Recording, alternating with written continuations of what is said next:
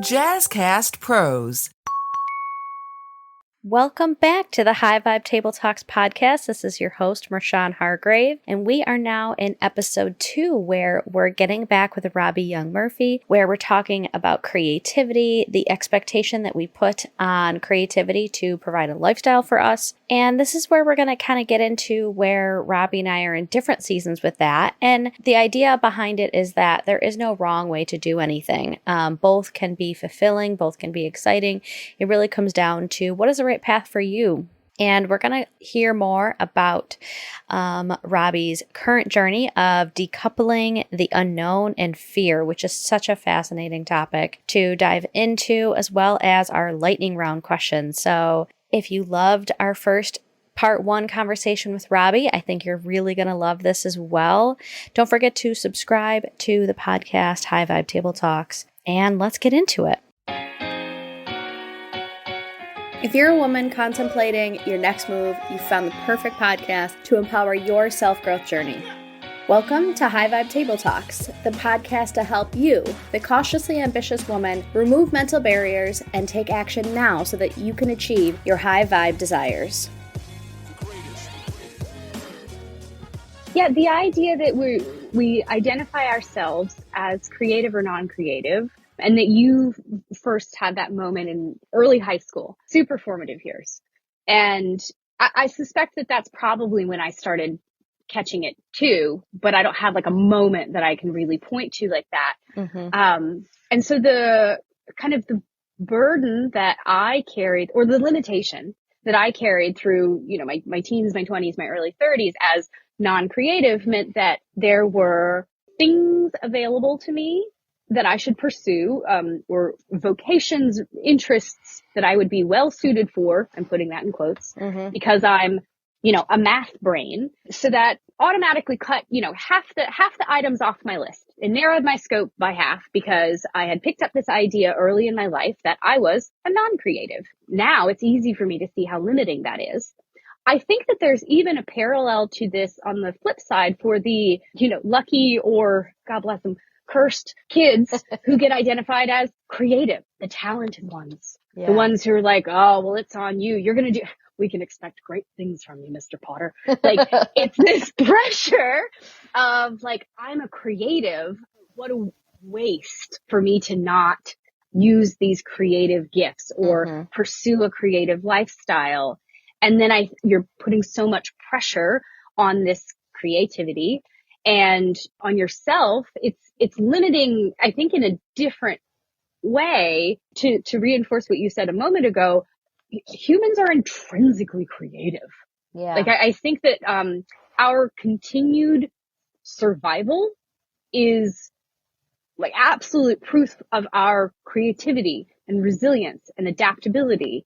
And all of these things are at its core. It's creativity in my mind. Mm-hmm. So you have been very strong in your belief that you have separated your creative projects and providing for yourself financially. Like, I think money and finances can be so taboo, but I think it's another example of there's no right or wrong way to do it. I have been working towards this journey for a long time I knew that I wanted to go full time with High Vibe. I knew that was my path and I worked towards it and eventually, jumped in head first. And I think that you have dabbled with it and came to the conclusion of that's not the lifestyle that you want. So can you tell us more about that? You're right. At present, my approach to creativity and financialness is that I want to provide for my creativity rather than asking my creativity to support me. And I think that is a seasonal approach. Like right now, mm-hmm. that's where I am. It takes the pressure off of my creativity to be a marketable, consumable, buyable product, mm-hmm. and allows me to pursue ideas with less attachment to the outcome. I find myself continuing to say like right now, and in thinking this through in advance, I didn't realize it was such a time-based approach for me, but I think it is. I think this is very much like where I am in this moment, because I've also been in a different place. There was a time several years ago, closer to when we met, when I felt very strongly that I needed to do something different at work. And I wanted to create a business. I was doing a coaching business, mostly around like career coaching. And I wanted to create this business, create this coaching business, and really pivot my work into that. And I did the thing. I like quit my job. I, found financial ways to make it work for a couple months and dove headfirst into creating this business. And it was wildly educational and ultimately pointed me to my next creative project, which at the time was music. Now I have shifted back into making creativity more recreational. That to me gives it the air that it needs right now. But I don't think that that's like the right way. I think that's like one of many ways to approach this. And I even think that there are times when that pressure or drive, the urgency is helpful and useful. When I was focusing on building this coaching business and creating financial stability out of it, that urgency really drove action. And I certainly created and did so much more during those months than I would have if it felt like a side project thing that it just didn't really matter what happened or what I did with it. So to me, it feels very seasonal, how I approach and even my relationship with, or maybe the relationship between creativity and financial stability is very much like an ongoing, evolving relationship.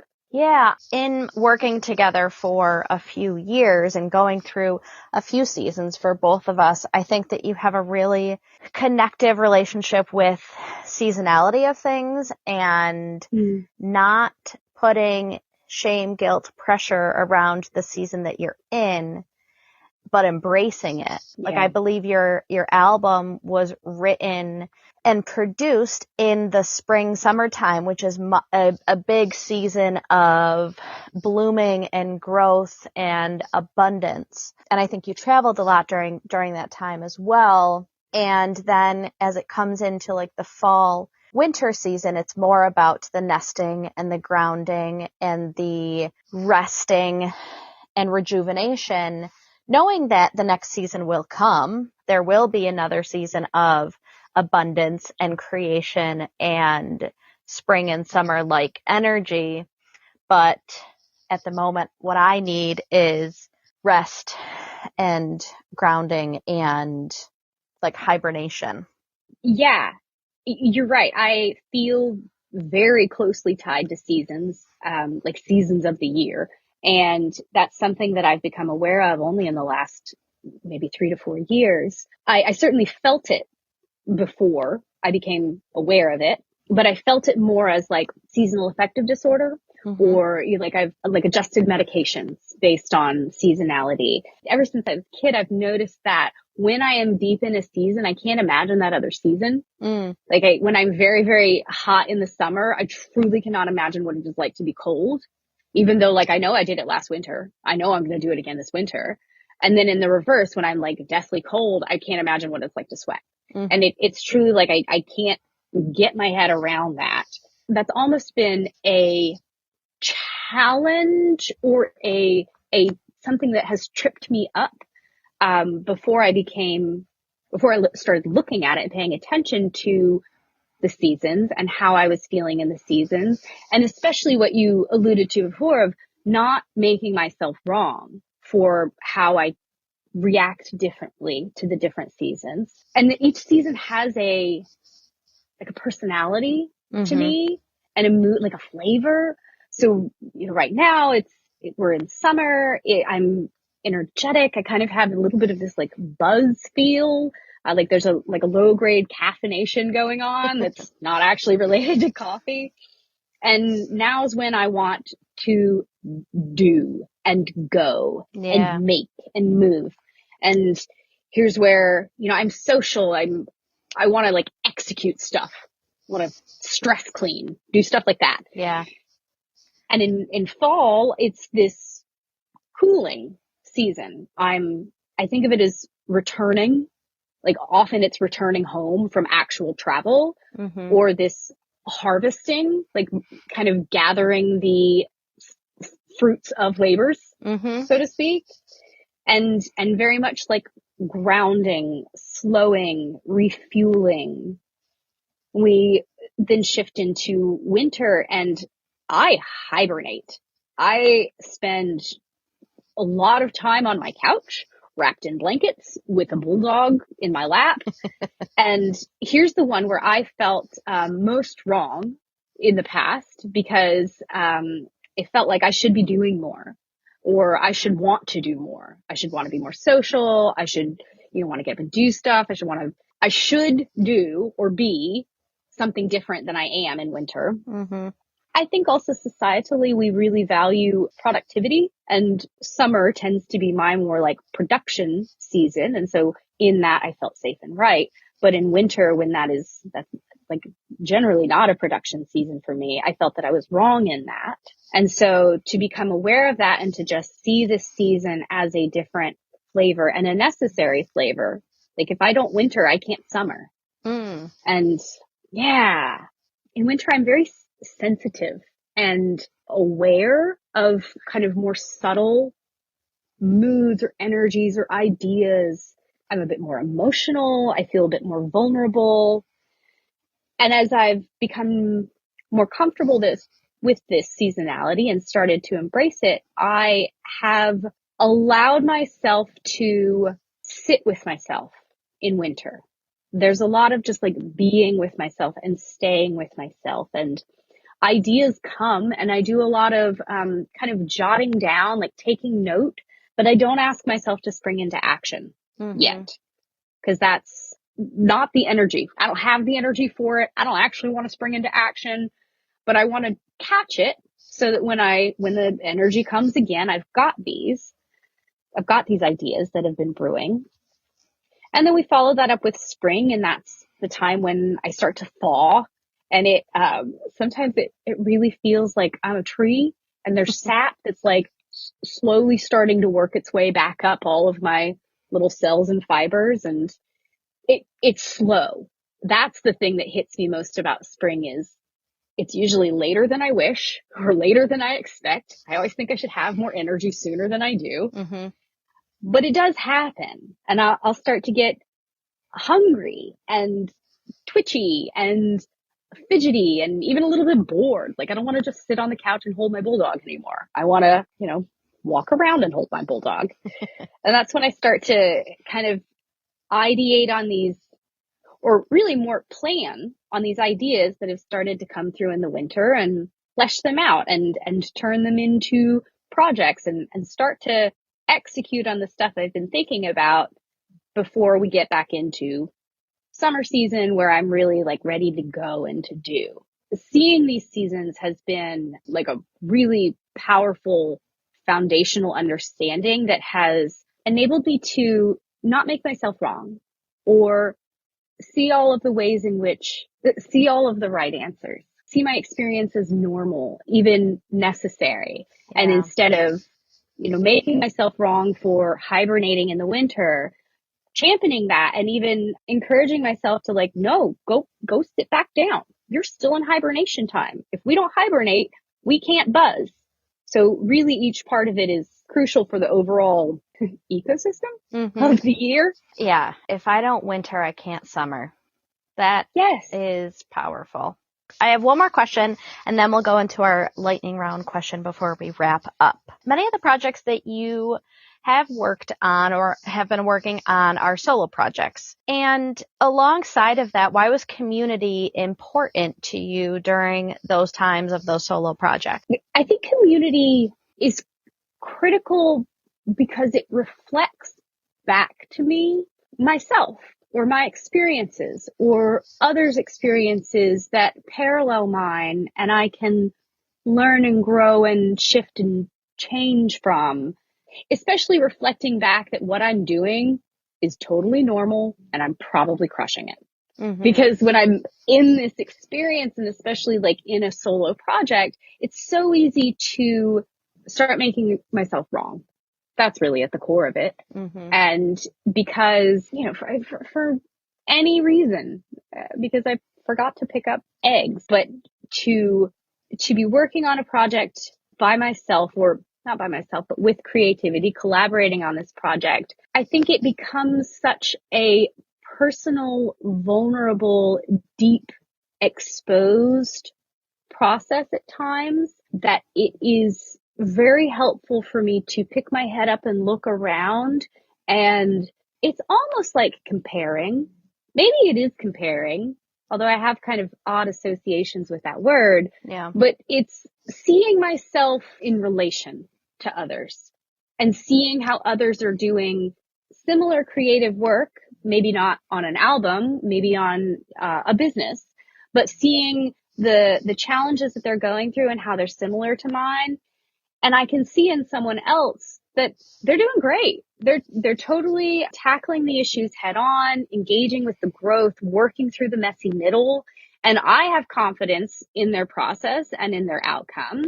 And while I may be having the exact same experience and more difficulty having confidence in my process and my outcome, to be able to sit beside someone who's doing a similar, though unique project allows me to have compassion with myself, because it's much easier for me to have compassion with others. Yeah.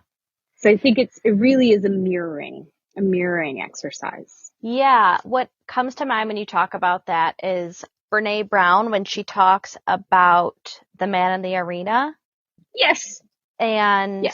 I'll put it in the show notes because I don't want to paraphrase something that was so beautifully put, but it's about don't take advice from people who are sitting in the cheap seats, you know, connect with the people, the other people in the arena getting bruised and bloodied and fighting the fight of growth and creativity and this journey. And so the community is connecting with other people in the arena, because whether it's other physical people that we feel we're being judged by, or just our brain judging us from the cheap seats of imposter syndrome, fear, and however that shows up for you, taking advice, connecting with the people who are also out there doing the thing is so much more powerful.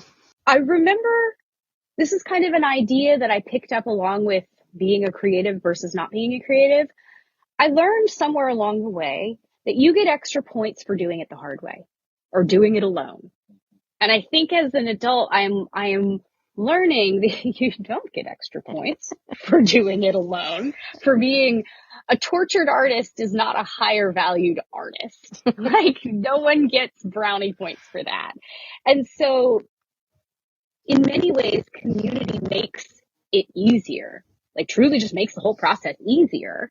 And that is a thing that we should all scoop up as many of these like boost points as possible. Yeah. When I was making this album, not ever made or written or done any of this music before. And I had, you know, like 8 to 10 songs that I knew I wanted to produce. And I went and just found a producer to go like record and make the tracks and do the mixing and mastering for me. And there was a piece of my brain that said like, okay, but you're not really a musician if you don't do it all yourself. Okay. Says who? And like, yeah, I don't know who told me that, but I believed it. And so to me, that was, if you've been thinking about starting a podcast and you want to include interviews with people across town, Riverside.fm offers unbelievable high-quality recordings regardless of your or your guest internet quality. And it also gives you separate audio and video tracks for each person speaking. And unlike Zoom, you don't have to install anything on your computer, and your guests don't either. Head over to Riverside.fm and use promo code JazzyCast to get 60 free minutes of recording and 15% off a membership plan. You know, boost points to help me do the thing I wanted to do. what I wanted to do was make music, Mm-hmm. not necessarily mix and master my own album. Like that's not where my joy lies. Yeah. So to find community to help guide me and support me through that process, and also to find teachers or resources, people to do the thing that I can't/don't want to do.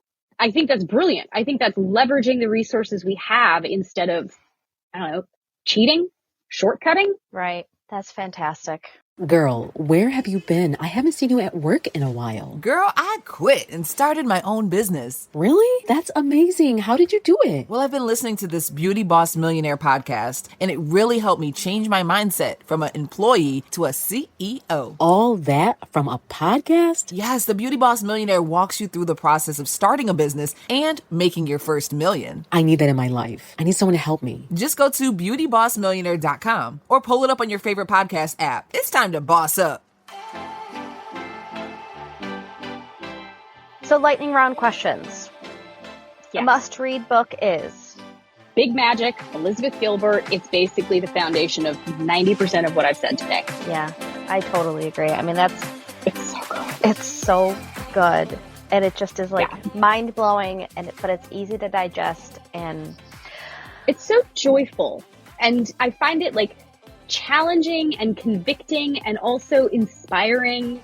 And if you happen to consume it as an audiobook, Elizabeth Gilbert's voice is just velvet butter to my ears. And I love it so much.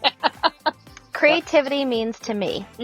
It's collaboration with ideas that themselves want to come into reality.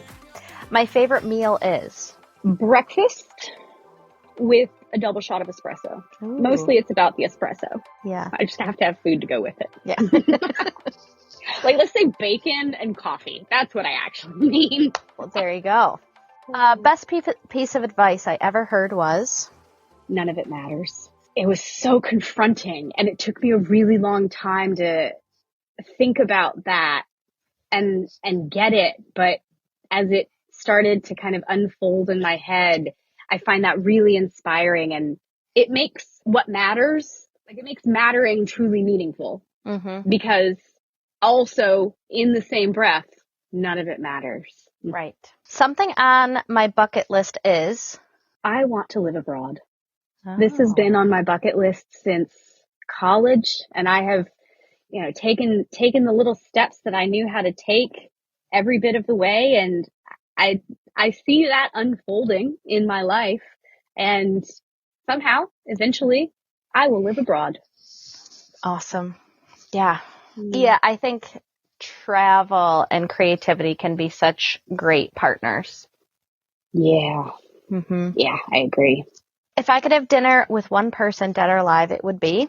I had to think about this a lot, and I really narrowed down the list, and we landed on Jen Sincero. And the reason is she's not only like incredibly inspiring and actionable, but so dead funny. Like I cannot stop laughing. And the very first book of hers I read was You Were a Badass. Mm-hmm. And I remember noticing on like, I don't know, chapter 8 or 9, that she was ending every chapter with some version of love your beautiful self. Mm-hmm. And by the time I noticed it, it struck me as so powerful that this book that was like slowly, making really meaningful impact on my life, the core kernel idea at the center of all of it was just to love myself.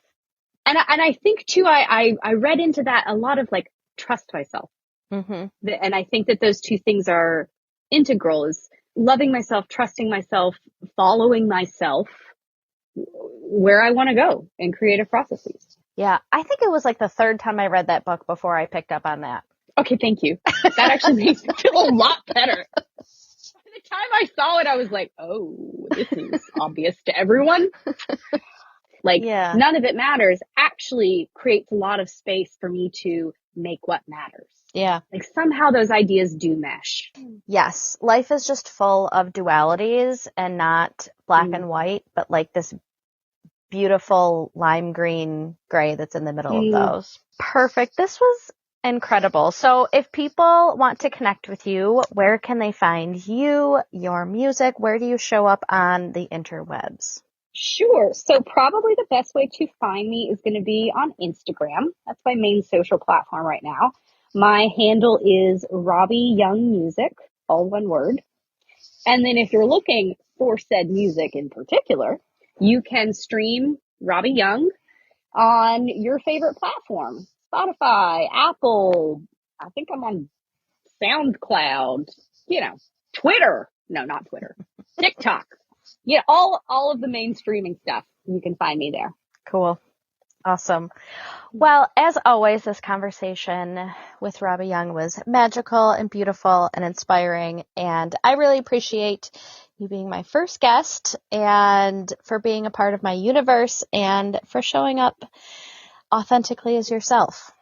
Marshawn, thank you. Thank you for what you're doing. Thank you for thinking of me and pulling me into this conversation. And I'm so excited and honored to see you build tables and to come be part of those tables.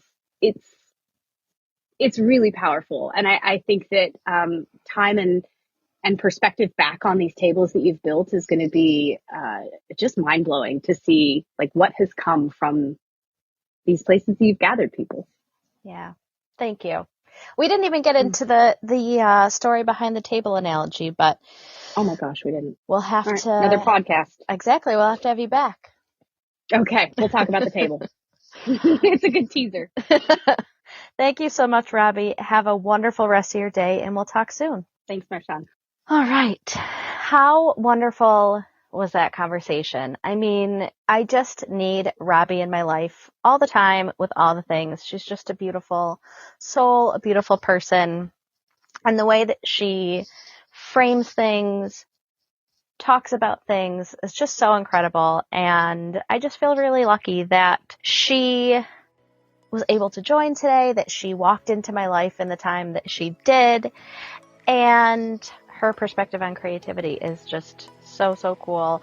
And I hope it came through the duality and that there is no wrong way to do anything. And so if you're, cautiously ambitious, if you're fearful, if you don't know what the next right steps are, that you just take some steps because they're not going to be the wrong ones. So if you enjoyed this episode, make sure you subscribe to the podcast, find myself and Robbie on Instagram, and I look forward to seeing you at the next High Vibe Table Talks, which will come out next week. So this is the High Vibe Table Talks podcast because big dreams and small steps can transform your life. See you next time.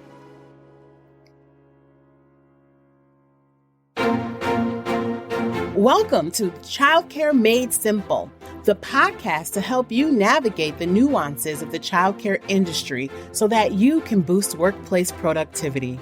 Hi, I'm Rosa Marie, president of Marvelous Minds Academy and mom of two bright, bouncy boys. I started working in daycare at 10 years old at my grandma's house. She ran her home-based center for 30 plus years. After college, I worked a few real jobs, got married, and had a baby. I started my career as a childcare owner shortly after my son was born and was swiftly met with all sorts of red tape from funding to real estate, staffing, and even state regulations. I've seen firsthand the nuances of the industry and its impact on employers, working families, and providers. This podcast was designed to help you, the daycare owners, the policymakers, and the human resource professionals navigate the ever-changing landscape of childcare by providing you with simple, safe, and effective solutions. Our mission is to make sure childcare is not a barrier to progress for parents, employers, and young learners.